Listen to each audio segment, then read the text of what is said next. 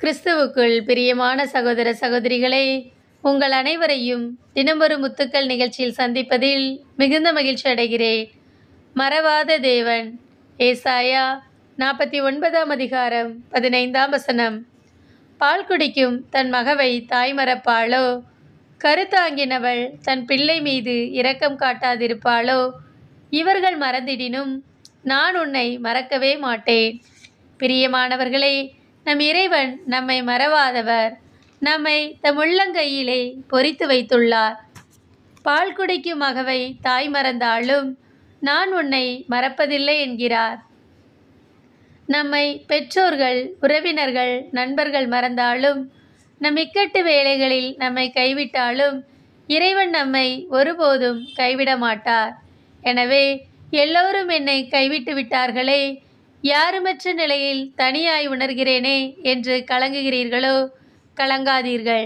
உங்களை உள்ளங்கையிலே பொறித்து வைத்து ஒவ்வொரு நாளும் மறவாமல் பாதுகாத்து வரும் இறைவன் நமக்கிருக்கிறார். அன்று இஸ்ராயேல் ஜனங்கள் எகிப்திலே படும் வேதனையை கண்டு அவர்களை மறவாமல் விடுவித்த தேவன் இன்று நம்மையும் நாம் படும் வேதனைகளையும் மாற்ற காத்து கொண்டிருக்கிறார். எனவே நாம் அவரை நோக்கி பார்க்க வேண்டும்.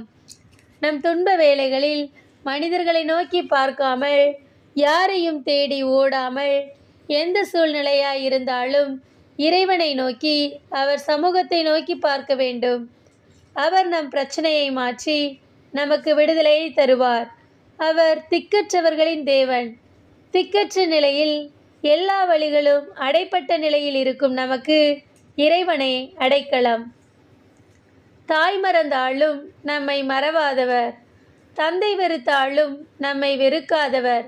எல்லா வேளையிலும் நம்மை தாங்கி சுமப்பவர். மறவாமல் எல்லா வேளையிலும் அவரையே நோக்கி பார்ப்போம். அன்பு இறைவா, நான் நம்பும் மனிதர்கள் என்னை மறந்தாலும் நீர் என்னை மறவாதவர்.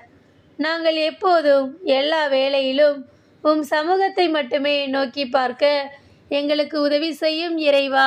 ஆமென்.